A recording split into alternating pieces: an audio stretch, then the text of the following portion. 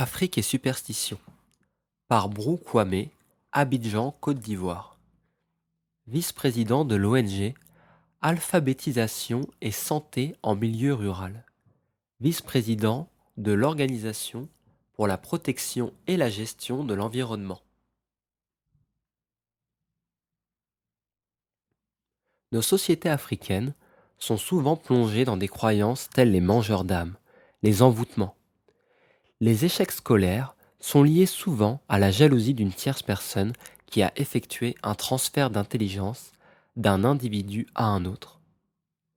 En ce début de XXIe siècle, où la science est parvenue à expliquer rationnellement des phénomènes longtemps attribués au domaine métaphysique, l'Afrique, quant à elle, est encore restée attachée à certaines croyances.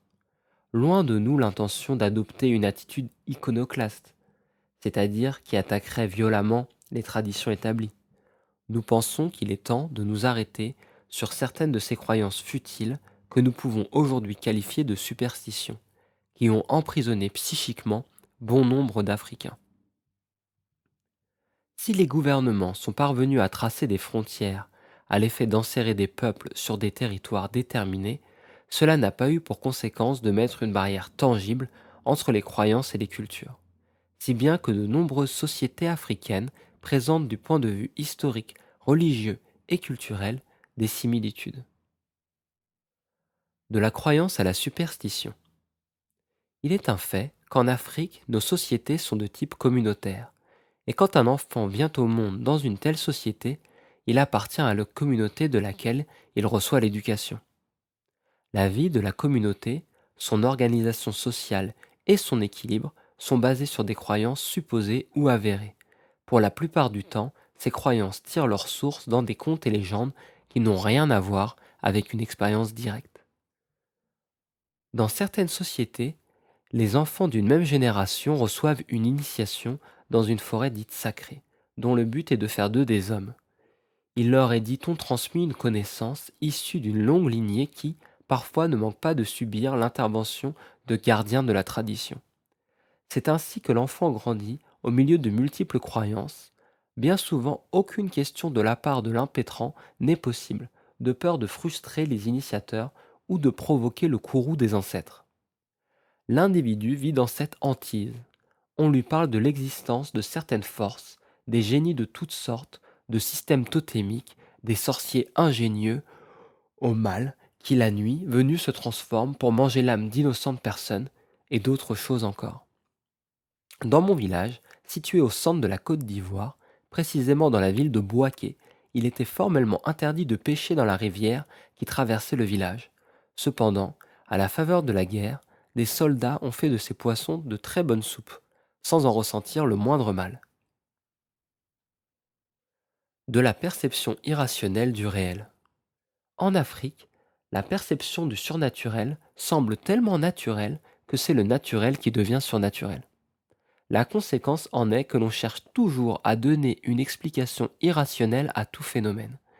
Et lorsque aucune explication satisfaisante ne peut être donnée, l'on attribue aux humeurs d'un dieu qui aurait subi une frustration suite à la violation d'une règle coutumière. C'est ainsi qu'une épidémie qui frappe tout un village est considérée comme la sanction à une violation d'un système totémique.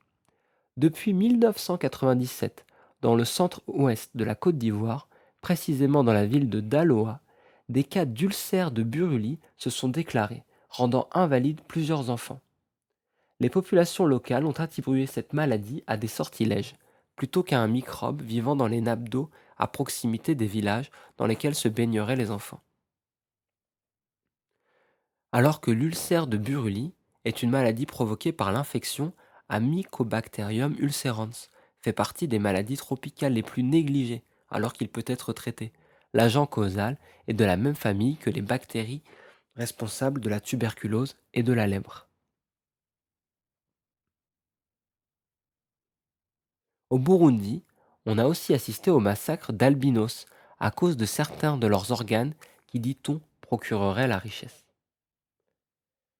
L'albinisme est une maladie génétique. L'affection se caractérise par une non-pigmentation de la peau.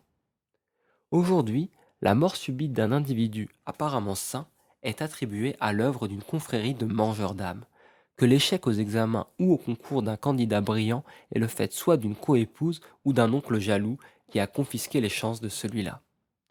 Dans un souci de trouver une raison irrationnelle à de tels événements, on a souvent recours au service d'un marabout, médium ou comian, c'est-à-dire un prêtre africain, une personne souvent digne de peu de foi, afin de confirmer le plus souvent nos soupçons. Il n'est donc pas rare d'entendre dire je savais que c'était un tel qui est à la base de tous mes malheurs.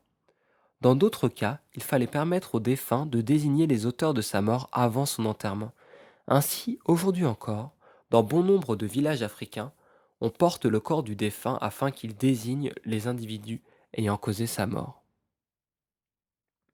Conséquences des superstitions. Au niveau psychologique, nous assistons à une déformation de la réalité et à une déviation du comportement chez certaines populations, au nombre desquelles figurent même des cadres qui refusent de fouler le sol de leur village natal sous le prétexte qu'une certaine confrérie secrète va leur enlever leurs âmes. Au niveau social, tout échec est interprété comme l'action d'une main occulte. Échec scolaire, très souvent lié à un dysfonctionnement pédagogique, échec dans la réalisation d'un projet, chômage. Au niveau du développement global de l'Afrique, les superstitions jouent un blocage très important, car là où en Occident la science a levé le voile sur certaines questions, l'Afrique en est encore à se poser des questions. Corollaire de ce qui précède, elle se retrouve dépassée par des découvertes qui auraient pu lui permettre d'amorcer un développement réel, basé sur des connaissances certaines. Nous pensons que le développement de l'Afrique doit commencer par un changement de croyance, que cette croyance en quelque chose repose sur une expérimentation du phénomène, non sur des spéculations tirées de l'imagerie populaire. Qu'il est aussi temps de sonder notre monde intérieur pour découvrir en nous-mêmes le potentiel divin qui nous fera connaître ce qui est réel. En résumé, si certaines croyances ont équilibré notre société, d'autres, plus nombreuses, l'ont asservie, et la diffusion de l'œuvre magistrale du docteur Lefébure au sein de cette nouvelle génération que nous constituons brisera sans nul doute certains tabous, mais aussi contribuera à l'éveil de toute l'Afrique et de l'Africain nouveau. Extrait de Univers énergie phosphénique, édition Phosphénisme.